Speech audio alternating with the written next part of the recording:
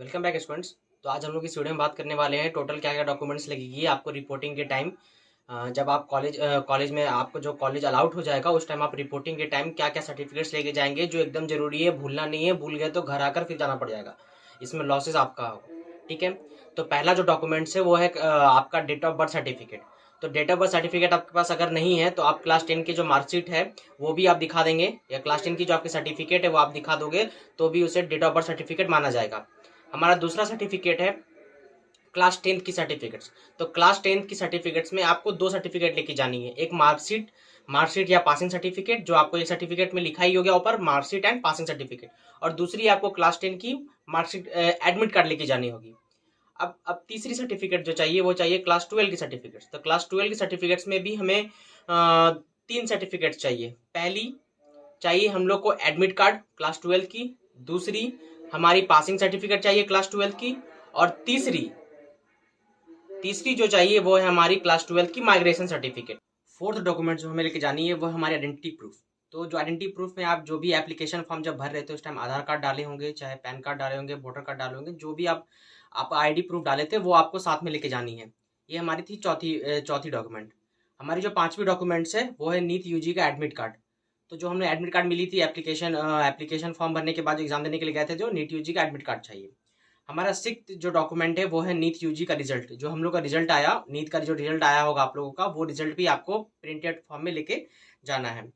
Next है आपका seventh document जो है वो अलॉटमेंट लेटर। जब आपको कोई कॉलेज अलाउट हो जाएगा एमसीसी के द्वारा, जब आप फॉर्म भर देंगे आपकी काउंसलिंग वाली, उसके बाद जो आपको कॉलेज अलाउट कर दी जाएगी, उसके बाद जो सर्टिफिकेट आपको अलॉटमेंट लेटर दी जाएगी वो भी आपको साथ लेके जानी है। हमारी 8वीं जो सर्टिफिकेट है वो है कास्ट सर्टिफिकेट। अगर आपने SC ST OBC category certificate category wise आपने भरा है तो आपको ये कैटेगरी सर्टिफिकेट भी चाहिए। और ये जो कैटेगरी सर्टिफिकेट होगा ये all India under the government of India वाली होनी चाहिए। ठीक है, ये बात आप लोग को ध्यान रखना है।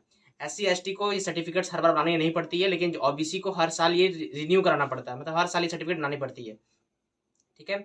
और जो हमारा नाइन्थ डॉक्यूमेंट है वो है EWS सर्टिफिकेट। अगर आपने ईडब्ल्यू एस कैटेगरी को भरी है तो आपने EWS सर्टिफिकेट भी साथ में लेके जानी होगी। हमारा 10th जो सर्टिफिकेट डॉक्यूमेंट लगेगा वो है PWD सर्टिफिकेट, मतलब डिसेबिलिटी सर्टिफिकेट। अगर आपने PWD सर्टिफिकेट चाहिए, अगर आपने PW की कैटेगरी वाइज मतलब रिजर्व के सीट को भरा है। ठीक है। और हमारा जो लास्टली और सबसे इम्पोर्टेंट 11th डॉक्यूमेंट है वो है 8 से 10, आप इसे 10 से 15 भी कर सकते हैं। पासपोर्ट साइज फोटोज लेके जानी है आपकी। कौन सी फोटोज? जैसे ही आपने नीट यूजी में अप्लाई की थी एप्लीकेशन फॉर्म में। ठीक है, ये बात ध्यान रह गया। और साथ में पोस्ट कार्ड साइज भी आपको फोटो लेके जानी है। ठीक है, वो जो आपने नीट यूजी एप्लीकेशन फॉर्म में अप्लाई की थी।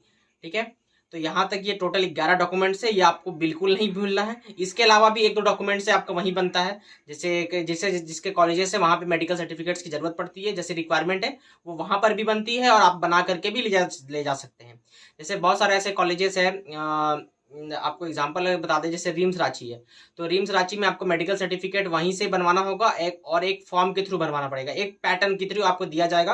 अगर वो पैटर्न नहीं है तो जिसके पास नहीं है वो हमको पूछ सकता है। अगर रिम्स रांची की बात करना है, कि मुझे इसकी थोड़ा नॉलेज है, बाकी कॉलेजेस की मैं बता नहीं सकता कि वहाँ कैसे मेडिकल सर्टिफिकेट बनता है, बट इसकी फॉर्मेट मुझे पता है। ठीक है, यहाँ तक क्लियर है। तो ये टोटल 11 डॉक्यूमेंट्स आपको लेके जानी है, और इसे बिल्कुल नहीं भूलनी है, और एक एक पॉइंट्स नोट कर लोगे। ये सब डॉक्यूमेंट्स आपके पास अवेलेबल है या नहीं है, तो जल्द से जल्द अवेलेबल करवाइए। रिपोर्टिंग हो गया तो ये डॉक्यूमेंट्स वहां आपको लेके जाना पड़ेगा। ठीक है, इसके अलावा भी एफिडेविट्स बनती है, वो आप वहीं के कोड के हिसाब से बना सकते हैं। ठीक है, वहां पे आपको टीचर्स हेल्प करेंगे जिस कॉलेज में आप जाओगे। ठीक है, तो यहाँ तक का वीडियो यही था। अगर कोई भी इसके रिलेटेड आपको क्वेरी है तो आप पूछ सकते हैं, मैं जल्द से जल्द रिप्लाई करने की कोशिश करूंगा।